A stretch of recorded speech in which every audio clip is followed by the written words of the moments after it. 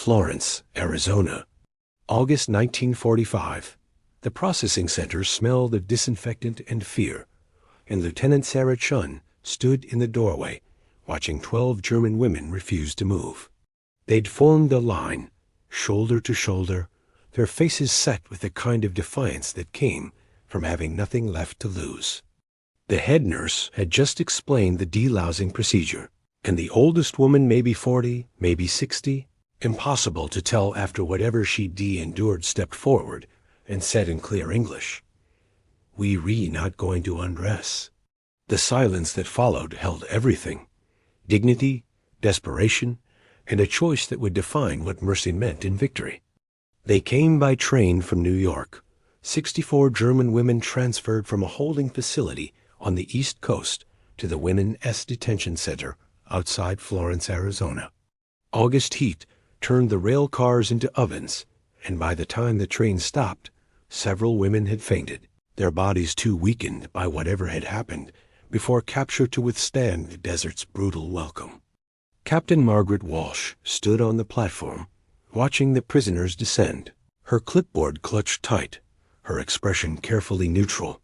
She'd served in North Africa, seen what war did to soldiers, but this was different. These were women, some young, some old, all bearing the hollow-eyed look of people who'd been broken and barely patched back together. Their uniforms were German military issue, faded and filthy, hanging loose on frames that suggested systematic starvation. The military police helped them down from the cars, gentle despite regulations requiring professional distance. One woman stumbled, and an MP caught her elbow, steadied her, said something soft that didn't need translation. Captain Walsh made notes. Medical evaluation urgent, delousing necessary, psychological assessment recommended. Standard protocol for POW intake, but the words felt inadequate, confronting the reality of these women's condition. Lieutenant Sarah Chun, the facility's head nurse, moved through the group, doing preliminary assessments. Temperature, pulse, obvious injuries. Her hands were steady, her voice calm, but inside she was cataloging horrors that would fill reports nobody wanted to read. Malnutrition, untreated infections, evidence of abuse she couldn't yet quantify. One woman had a wound on her arm that looked weeks old, poorly bandaged, starting to show signs of gangrene. The prisoners spoke little during initial processing. They answered questions in German, sometimes broken English, their voices barely above whispers. Names, ranks, dates of capture. The information came haltingly, as if words themselves were dangerous, as if speaking might trigger punishments they'd learned to expect. Captain Walsh noticed how they watched the American personnel wary, calculating, waiting for cruelty they seemed certain was coming. By evening, all 64 women had been registered, photographed, assigned bunk numbers in the detention barracks. The facility wasn't large. Florence housed maybe 200 prisoners total, mostly men in separate compounds, with the women's section isolated by additional fencing and guard stations. The barracks were clean, sparse, functional. Bunks with thin mattresses, lockers for personal belongings they didn't have, windows with bars painted white to soften the institutional bleakness. Dinner was served in the mess hall at 1800-hour soup, bread, coffee, portions modest but adequate. The women ate slowly, carefully, as if their bodies had forgotten how to process real food. Some couldn't finish, their stomachs rejecting nutrition after prolonged deprivation. Others ate methodically, mechanically, eyes distant, minds somewhere else entirely. Lieutenant Chun watched them from the doorway, making mental notes. The tall woman with gray-streaked hair who kept checking on younger prisoners. The girl who couldn't be more than 19, shaking so hard she could barely hold her spoon. The middle-aged woman with a scar across her cheek who ate with her left hand because her right arm seemed partially paralyzed. Each represented a story, a trauma, a life disrupted by war's machinery. That night, the women slept fitfully or didn't sleep at all. Chun made rounds at 0200 hours and found a dozen awake, sitting on their bunks, staring at walls or windows or nothing. One was crying silently, tears running down her face without sound. Another was praying, lips moving in German words that needed no translation. The adjustment to captivity, even captivity more comfortable than whatever they'd escaped, was proving difficult. Dawn came harsh and bright, desert sun already fierce by 0700 when the women were assembled for mandatory medical processing. The facility physician, Dr. Elizabeth Morrison, had prepared the clinic with military efficiency examination tables, medical instruments sterilized and ready, nurses standing by to assist. Standard POW protocol required thorough medical examination and delousing treatment before prisoners entered general population. Lieutenant Chun explained the procedure in careful English, then again through a translator who'd been brought in from the male prisoner section, a captured German officer who spoke both languages fluently. The women would be examined individually, treated for any immediate medical needs, then processed through delousing stations, where they would shower with medicated soap, have their clothing fumigated, receive clean prison uniforms. The explanation was clear, professional, designed to minimize anxiety. But when Chun mentioned that the women would need to undress for examination and showering, the temperature in the room dropped like someone had opened a freezer door. The tall woman with gray-streaked hair, her name was Marguerite Hoffman, age 43, former teacher from Hamburg, stepped forward from the group. Her voice was steady despite obvious fear. "We're not going to undress." The words came in English, carefully pronounced, absolutely firm. Lieutenant Chun blinked, momentarily thrown. The translator repeated the statement in German for those who hadn't understood, and a murmur ran through the prisoners, part relief, part terror at Hoffman's defiance. Chun looked to Captain Walsh, who'd been observing from the back of the room, and Walsh stepped forward with the careful neutrality of someone trying to defuse a situation before it exploded. "This is standard procedure," Walsh said, her voice reasonable but authoritative, "for your health and safety, for preventing disease transmission. It's required by military regulations for all prisoners of war." The translator conveyed this, and Hoffman's expression didn't change. She crossed her arms, and behind her, other women did the same, a wall of refusal built from desperation and dignity's last stand. "We understand," Hoffman said, and her voice carried weight that transcended language barriers.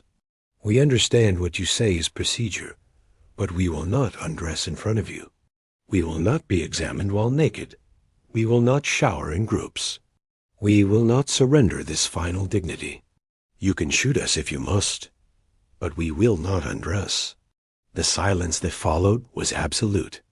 20 American personnel guards, nurses, medical staff staring at 64 German prisoners who'd drawn a line in sand, whose bodies had been taken from them in ways the Americans couldn't yet fully comprehend, who were now reclaiming the only sovereignty they had left, the right to refuse.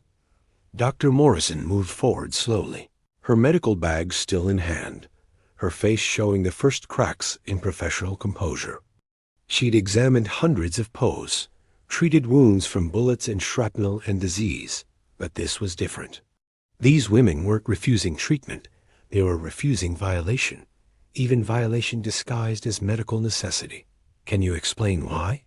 Morrison asked gently, and Hoffman's face twisted with something between rage and grief. What followed was testimony that would later be documented in military reports, sealed for decades, finally declassified in the 1990s, when most participants were dead, and the truth could emerge without destroying reputations or triggering diplomatic crises. Hoffman spoke first, then others added their voices, and slowly, haltingly, the story came out. They'd been captured on the Eastern Front, she said.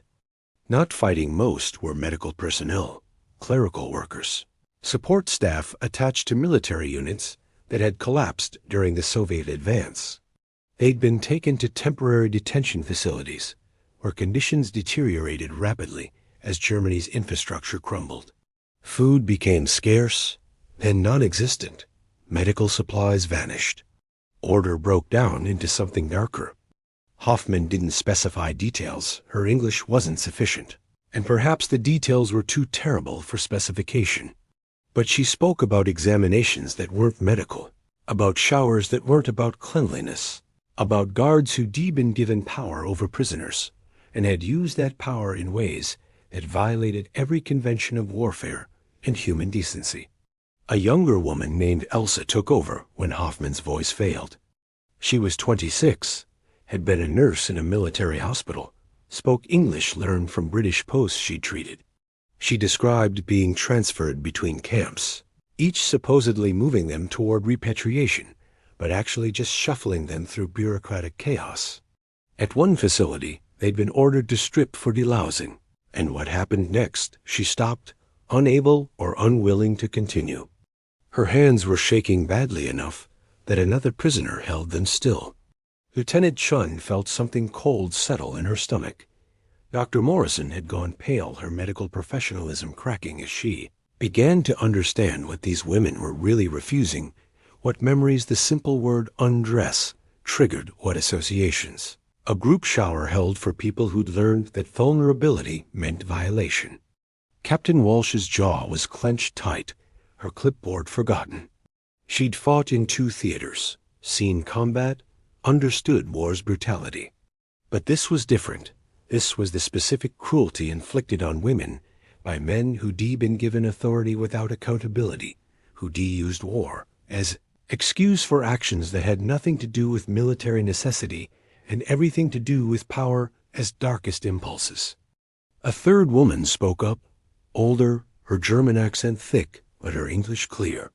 Her name was Greta Schneider, age 51, captured while working as a translator for German forces. She said simply, "We have been stripped before. We have been examined before. We have been made to shower in groups while men watched. We will not do it again. Not here, not anywhere, not ever. You will have to punish us or release us, but we will not undress." The American personnel stood frozen, caught between protocol and humanity, between regulations requiring medical processing and the dawning realization that enforcing those regulations would recreate traumas these women had barely survived. The moment stretched, tension building like pressure before a storm breaks, everyone waiting to see what Captain Walsh would decide. Walsh left the room without speaking, and for 15 minutes that felt like hours, prisoners and staff waited in suspended animation. The women remained in their formation, shoulders touching, drawing strength from solidarity. The American nurses and guards shifted uncomfortably, some whispering to each other, most silent as they processed what they'd heard. Lieutenant Chun approached Hoffman carefully, keeping distance, making her body language as non-threatening as possible. "May I examine your arm?"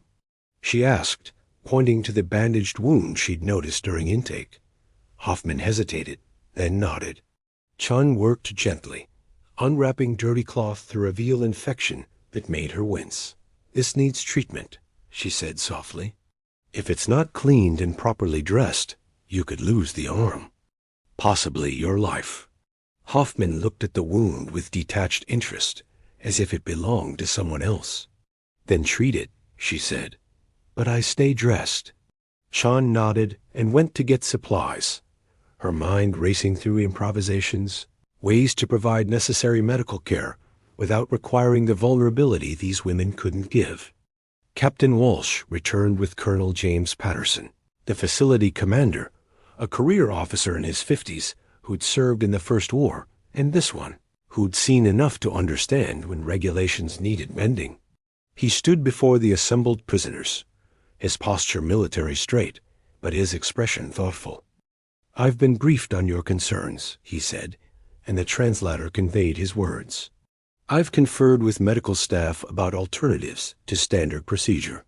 Here is what we can offer: individual examinations in private rooms with only female medical personnel present.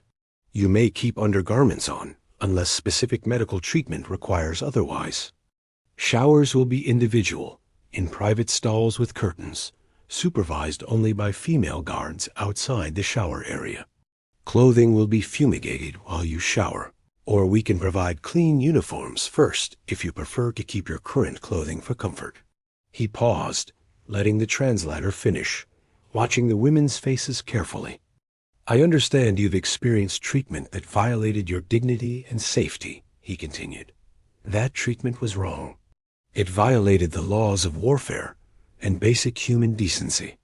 What I'm offering won't erase what happened to you, but it's my commitment that while you're in American custody, you will be treated with the respect all prisoners of war deserve under the Geneva Conventions." The women looked at each other, silent communication passing between them. Hoffman stepped forward again, her role as spokesperson apparently accepted by the group.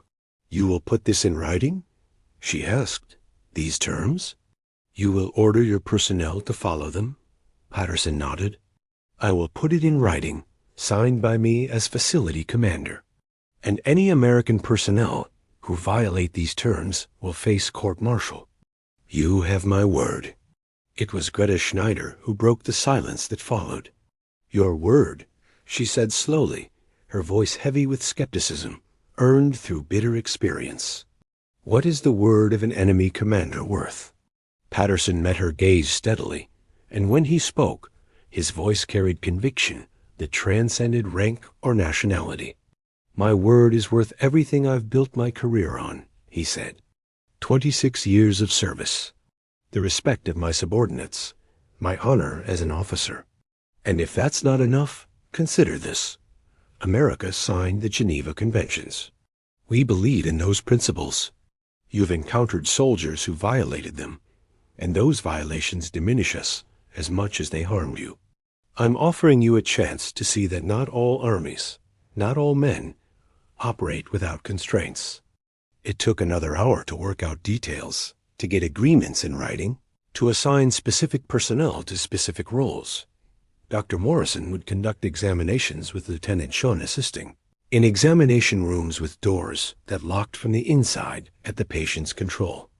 2 female guards would be stationed outside shower facilities, but they would face away from stalls, ensuring privacy while maintaining security protocol. The clothing presented a problem. Prison uniforms were required, but forcing immediate changes seemed like the kind of power assertion that would undermine the fragile trust being built. So Patterson authorized a grace period. Women could keep their German uniforms for up to 1 week while adjustment occurred, would receive prison clothes, but not be forced to wear them immediately. Marguerite Hoffman read the written orders 3 times, her lips moving silently, checking for loopholes or deceptions. Finally, she looked at Colonel Patterson and said, "We will cooperate with these terms. But if any are violated, we will resume our refusal, and you will not break us. We have endured worse than whatever punishments you can threaten." Patterson accepted this with a nod that might have been respect. "Understood," he said simply. The medical examinations began that afternoon, proceeding slowly as each woman took her turn in the examination room. Dr. Morrison worked with infinite patience, explaining everything before doing it, requesting permission for each touch, maintaining running commentary so there were no surprises. Some examinations revealed injuries that made her hands shake with suppressed anger, poorly healed fractures, infection, evidence of systematic neglect. Lieutenant Shun assisted, providing translation when needed, offering comfort where possible. She'd trained as a nurse, believing medicine was about healing bodies. But this was different. This was about healing trust, about demonstrating that medical care could exist without violation, that vulnerability didn't automatically lead to abuse. One woman, barely 20 years old, panicked during examination despite all precautions. She started hyperventilating, crying, her body rigid with terror that transcended the present moment. Dr. Morrison stopped immediately, backed away, gave her space. Chun knelt beside the examination table, not touching, just speaking softly. "You're safe. No one will hurt you. We can stop any time you need to stop."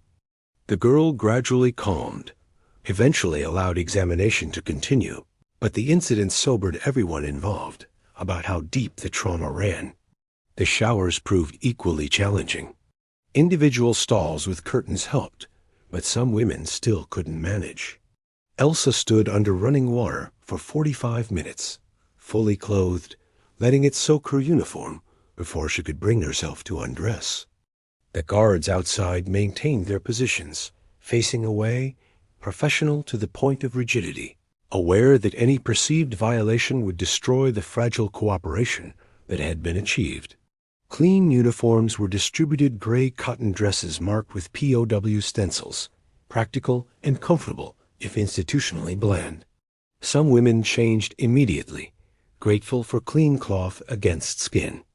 Others held on to their German uniforms like lifelines, and nobody forced the issue. The point wasn't compliance. The point was establishing that authority could coexist with choice, even for prisoners. The days that followed established patterns that would define the facility as operation for the remainder of the war and beyond. The women's section developed its own routines, its own informal hierarchies, its own ways of managing captivity's psychological weight. Marguerite Hoffman emerged as the unofficial leader, the person American staff consulted about problems, the one who mediated disputes and communicated concerns. Lieutenant Chun became the primary liaison, the American face that prisoners learned to trust. She made morning rounds, checking on medical issues, distributing medications, listening to complaints that ranged from legitimate to trivial, but all received equal attention. She learned German phrases beyond medical terminology greetings, small talk, jokes that occasionally broke through the barriers of trauma and nationality. The work assignments began in September, carefully structured to respect the women's boundaries. Kitchen duty, laundry services, garden maintenance tasks that contributed to facility operations while providing purpose beyond sitting in barracks counting hours. The Geneva Conventions required productive labor for POWs, but more importantly, the women requested it. Idleness gave too much space for memories to surface, for trauma to replay, for depression to settle like desert dust that infiltrated everything. Elsa, the young nurse, asked to work in the medical clinic, assisting with basic care for other prisoners. Dr. Morrison was initially hesitant. Regulations frowned on prisoners treating other prisoners, but Chun advocated for it, arguing that giving Elsa purpose might be more therapeutic than any medicine they could prescribe. The arrangement was approved with supervision requirements, and Elsa proved invaluable, her medical training complementing her ability to communicate with frightened patients in their native language. Greta Schneider, the older translator, became essential to facility operations. She could navigate between German and English with subtlety that the official translator lacked, could convey not just words but emotional contexts, could smooth misunderstandings before they escalated. Colonel Patterson put her on the payroll. POW labor was compensated with camp script, but Greta received additional allocation in recognition of her specialized skills. The library was expanded with German books donated by civilian organizations, carefully vetted to exclude regime propaganda, but including literature, poetry, technical manuals. The women read voraciously, sometimes aloud to each other in evening hours, their voices carrying through barracks in cadences that reminded them of home. Chun sometimes stopped outside to listen, understanding nothing but moved by the sounds of language shared, of community forming despite captivity. Mail service was established, letters flowing slowly between Arizona and a Germany that barely existed anymore. The women wrote to families they weren't sure were alive, addressed letters to cities that might be rubble, sent messages into voids that occasionally answered back. Hoffman received confirmation in October that her daughter had survived, was living in Hamburg's ruins, working as a cleaner for British occupation forces. The joy on her face when she shared that news was the first genuine happiness Chun had seen from any prisoner. November brought cooler weather and a new shipment of prisoners, 15 more. German women transferred from a Texas facility that was closing. Among them was Obersturmführer Helga Kraus, age 38, former guard at a detention facility in Poland. captured by American forces during Germany's collapse. Her arrival disrupted the fragile equilibrium that had been established. Kraus was different from the other prisoners. She carried herself with military bearing that hadn't been broken by capture, spoke to American guards with barely concealed contempt, and immediately began trying to establish dominance among the German prisoners. She questioned Hoffman's leadership, criticized cooperation with Americans as collaboration, called the women who'd accepted Colonel Patterson's compromise weak for surrendering their resistance. The tension came to a head one evening in the mess hall. Kraus stood and delivered a speech in German, her voice ringing with authority, arguing that the prisoners should refuse all cooperation, should make themselves difficult to manage, should remember they were still soldiers of Germany even in captivity. Some of the younger women listened with conflicted expressions, drawn to her certainty, her refusal to accept defeat's humiliation. Hoffman stood slowly, her gray-streaked hair catching the overhead lights, her posture radiating quiet authority. She responded in German, her voice lower than Kraus's, but somehow more powerful. Chun did not understand the words, but grasped the essence from watching the women's faces. This was about survival versus ideology, pragmatism versus pride, choosing life over martyrdom to principles that had already failed them. The translator later provided the substance. Hoffman had said that Kraus spoke from the position of someone who'd been a guard, not a prisoner in the truest sense. That she hadn't been stripped, examined, violated by captors who treated human dignity as enemy territory to be conquered. That cooperation with Americans who showed mercy wasn't weakness, it was wisdom, purchased through suffering that Kraus hadn't endured. Kraus's response was vicious. Accusations of cowardice and betrayal delivered with the self-righteousness of someone whose certainties hadn't been shattered. But when she finished, she stood alone. The other prisoners remained seated, their silence a form of verdict. They'd made their choice weeks earlier, had learned that dignity could be maintained through negotiation rather than just defiance, that accepting mercy didn't require surrendering identity. Captain Walsh, observing from the doorway, decided to intervene before the situation escalated further. She had Kraus transferred to isolation quarters, not punishment. She explained carefully, but recognition that her presence was disruptive to the other prisoners' stability.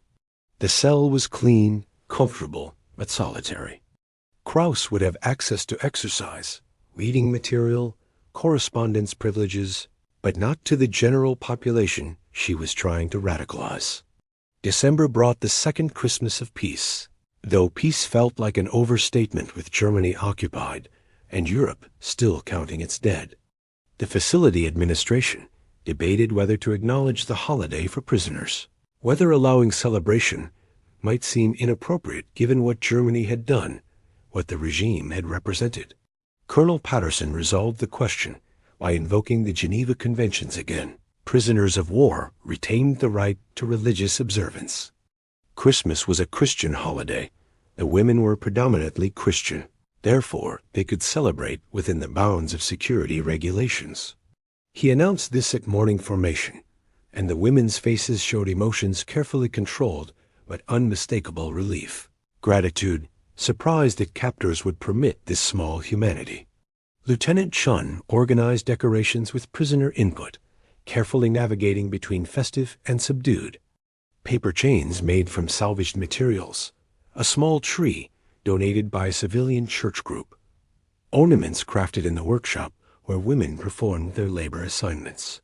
The barracks transformed slowly into something less institutional, more human, spaces that acknowledged the season even as they maintained their fundamental nature as detention facilities. The chapel service on Christmas Eve drew most of the women, plus several American staff members. The chaplain conducted services in English, but Greta translated, and the women sang carols in German, still not, filling the small space with harmonies that transcended language and nationality. Chan sat in the back listening, watching American guards and German prisoners share this moment of worship, and wondered if this was what reconciliation looked like. Not forgetting, Not forgiving necessarily, but recognizing shared humanity despite historical antagonism. The Christmas meal was special by facility standards: roast chicken, potatoes, vegetables, even a small portion of cake for dessert. Not lavish, but abundant compared to what the women had been eating for years. Marguerite Hoffman said a prayer before eating, her voice breaking as she thanked God for survival, for safety, for the unexpected mercy of captors who could have been cruel but had chosen otherwise. Greta approached Lieutenant Shun after dinner, carrying something wrapped in cloth. It was a carved wooden figure, crude but recognizable as an angel, made in the workshop during spare hours. "For you," Greta said in careful English. "You showed us that not all Americans are as we were told, that some Americans keep their word. This gift is small, but the gratitude behind it is not." Chun accepted it, throat tight, unable to speak for a moment. She'd been doing her job following orders, but somewhere along the way, it had become more than that.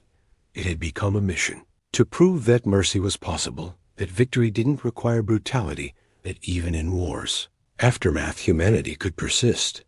Winter gave way to spring, and with spring came news of repatriation beginning. Germany was divided, occupied, beginning the long process of reconstruction under Allied supervision. Prisoners of war would be returned gradually, processed through camps in Europe, eventually released to whatever remained of their homes and families. The women received their repatriation orders in waves, 15 to 20 at a time. Scheduled departures spread across months as transportation and processing capabilities allowed. The first group left in March 1946, and their departure was surprisingly emotional prisoners and guards who debuilt relationships. Through daily interaction, now facing separation that would likely be permanent. Marguerite Hoffman was in the first group, and her goodbye to Lieutenant Shun lasted longer than regulations technically allowed. "You saved us," she said, her English much improved after months of practice. "Not just our bodies, our souls. We came here expecting to be treated as we had been treated before. Instead, you showed us that humanity survives even war. I will never forget this." Chun hugged her, briefly but genuinely, breaking protocol in a way that Colonel Patterson pretended not to notice. "You survived yourselves," Chun said. "We just provided the space for that survival. The strength was always yours." Elsa left in April, returning to a Munich that existed mostly in rubble. She'd been working in the medical clinic until her final day, had learned enough English and American nursing techniques to make her employable in post-war Germany, where medical personnel were desperately needed. She promised to write, and she did letters arriving sporadically over the next decade, describing rebuilding, marriage to a fellow survivor, children born into a Germany, trying to remember how to be peaceful. Greta Schneider stayed longest, her translation skills making her useful to repatriation efforts. She didn't leave until September 1946, and by then she'd become almost part of the American staff, trusted with sensitive work, consulted on difficult decisions. Her departure left a gap that subsequent translators couldn't quite fill. She settled in Hamburg, worked for the British Occupation Administration, maintained correspondence with Chun for 23 years until her death in 1969. The most difficult repatriation was Helga Kraus, still isolated from other prisoners, still defiant in her ideology. She was transferred to a special facility for prisoners requiring additional screening before release, eventually repatriated in 1947 to face questions from Allied authorities about her service as a guard. Chun never learned her final fate. The records were sealed, and honestly, Chun didn't pursue them. Some stories she didn't need to finish. By December 1946, the women's section of the Florence facility was empty, all prisoners repatriated or transferred. The barracks stood vacant, cleaned, and ready for potential future use that never materialized. The detention center itself closed in 1947, its wartime purpose concluded, its buildings eventually repurposed or demolished. Lieutenant Sarah Chun returned to civilian life in 1947, settling in San Francisco, opening a nursing practice that specialized in trauma care. She never forgot the German women, never stopped thinking about what their story revealed about mercy's power and cruelty's consequences. In 1968, she testified before a congressional committee studying POW treatment standards, using the Florence facility as an example of how compassion and security could coexist. Captain Margaret Walsh continued her military career, eventually retiring as a colonel in 1959. She wrote classified reports about the Florence experience that influenced POW policy development, arguing that dignity-preserving treatment wasn't just humane, it was strategically effective, producing more cooperative prisoners and better intelligence outcomes. Her reports were studied at military academies, their lessons incorporated into training programs. Dr. Elizabeth Morrison became a researcher studying trauma and recovery, publishing papers about the psychological impacts of imprisonment and violation. She referenced the German women obliquely unable to identify them directly due to privacy concerns, but their experiences informed her theories about healing requiring agency, about recovery beginning when survivors regain control over their own bodies and choices. Colonel James Patterson never spoke publicly about the confrontation or its resolution. He'd done what he believed was right, what the Geneva Conventions required, what his own conscience demanded. That was sufficient. He retired in 1952, spent his final years in Virginia, died in 1971 with a military funeral that mentioned his service record, but not the specific decisions that perhaps best demonstrated his character. Marguerite Hoffmann lived until 1983, rebuilding her life in Hamburg, teaching mathematics again once schools reopened, raising her daughter, and eventually grandchildren, who grew up hearing stories about the war, but carefully edited versions that emphasized survival over suffering. She kept the wooden angel Greta had carved, displayed it every Christmas, told visitors it represented a time when enemies had chosen mercy over vengeance. In 1972, she wrote to Lieutenant Chen Now Sarah Chen, retired nurse, grandmother herself. The letter took months to arrive, forwarded through military channels and civilian bureaucracy, but it reached Chen eventually. Hoffmann's English had faded somewhat, her phrasing occasionally awkward, but the message was clear. I think of that morning often, when we refused to undress and expected to be punished or forced. Instead, your commander listened. He negotiated. He gave us back the dignity others had taken. I have lived 37 years since that day, and I measure my life as before and after that moment, when I learned that not all power corrupts, that some men honor their word that mercy is possible, even between enemies. Chun kept that letter in her desk drawer. Read it occasionally when the world felt dark, when news reports suggested humanity had learned nothing from war's lessons. The letter reminded her that small acts of decency could echo across decades, that choosing compassion over cruelty mattered even when, especially when cruelty would have been easier. She responded, and a correspondence developed, irregular but sustained. Two women who'd been on opposite sides of barbed wire, now sharing the perspective of age and distance. They wrote about children and grandchildren, about rebuilding and remembering, about what they'd learned from that strange time when national enemies had negotiated dignity in an Arizona detention facility. The confrontation and its resolution remained classified until 1993, when military records from the period were declassified under mandatory review timelines.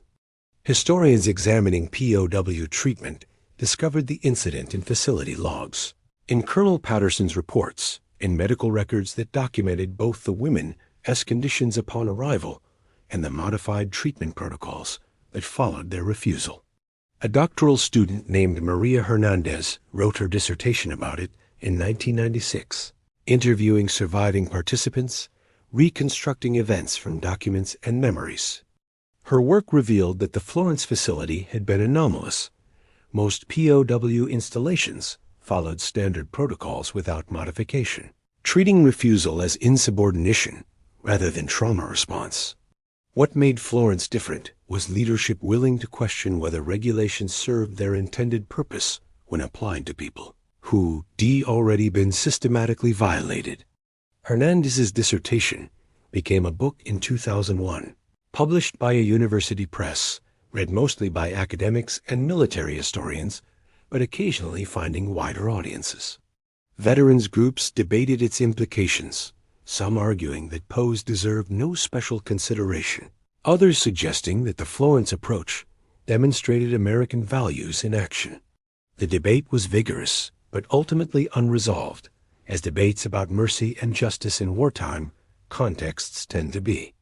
Chun was interviewed for the book, age 79, her memory still sharp on some details, hazy on others. She remembered Hoffman's face when Colonel Patterson agreed to written guarantees, remembered Elsa's shaking hands during that first panicked examination, remembered the wooden angel Greta had carved, still displayed in Chun's living room 70 years later. What stayed with her most, she told Hernandez, was the realization that regulations existed to serve principles, not the reverse. That when following procedure would violate the values regulations were meant to protect, authority included the obligation to adapt. That power without flexibility became tyranny, even when exercised by the righteous, and righteousness required constant questioning of whether actions matched stated ideals. The Florence facility is gone now, its location marked only by historical plaques that mention POW detention without specifying details. The land reverted to desert, reclaimed by cactus and mesquite and the relentless Arizona sun that witnessed everything and judged nothing. Visitors who find the site see nothing but emptiness, barbed wire long since removed, buildings demolished or scattered by wind and time. But something remains in the historical record, in declassified documents, in memories passed down through families of both prisoners and guards. A story about women who refused to surrender their final dignity, and authorities who chose to honor that refusal rather than crush it. About negotiation between captors and captives that transcended military hierarchy to address fundamental questions of humanity and treatment. The lesson, if there is one, emerges not from the refusal itself, but from what followed. That Colonel Patterson could have ordered compliance, could have justified force as military necessity, could have treated defiance as insubordination requiring punishment. Instead, he chose to listen, to understand, to modify protocols in ways that preserve both security and dignity. That choice cost him nothing materially, but gained something immeasurable proof that mercy and strength could coexist, that victory didn't require brutality, that even in war's aftermath, humanity could persist if people chose to honor it. The women who stood shoulder to shoulder that August morning in 1945, who said, "We will not undress," and meant it absolutely, demonstrated courage that had nothing to do with weapons or combat. They'd been stripped of country, freedom, certainty about futures. But they retained one thing, the right to say no, to defend boundaries, to insist that even prisoners possessed inherent dignity that couldn't be taken without resistance. And the Americans who heard that refusal and chose negotiation over coercion demonstrated something equally important. That authority includes responsibility, that power requires restraint, that honoring principles matters more when principles are inconvenient. Colonel Patterson's decision to respect the women's boundaries wasn't weakness, it was strength exercised wisely, recognizing that some victories are won through compassion rather than force. The wooden angel Greta carved sits in a museum now, donated by Chun's family after her death in 2018. It is displayed in an exhibit about POW treatment during World War II, accompanied by text explaining its origins, its meaning, its representation of a moment when enemies became something more complicated than hatred allowed. Visitors see it, read the explanation, perhaps understand that war stories include not just combat and conquest, but also mercy, quiet, persistence against brutality, deafening roar. That morning in Florence, when 64 women refused to undress, and American authorities chose to respect that refusal, mattered not because it changed military outcomes or shifted political boundaries. It mattered because it demonstrated that even in captivity, even in defeat, even between enemies, humanity could be negotiated, dignity could be preserved, and mercy could triumph over the easier cruelties that war made permissible but not necessary. The women who survived, who rebuilt lives in Germany's ruins, who raised children and told carefully edited stories, carried that lesson forward. The Americans who witnessed, who participated, who chose compassion over convenience, carried it too. And decades later, in a world still struggling with questions about power and restraint, authority and humanity, the Florence incident stands as quiet testimony that some battles are won not through force, but through the courage to recognize that enemies are human, that prisoners retain dignity, that mercy costs less than brutality and purchases more lasting peace.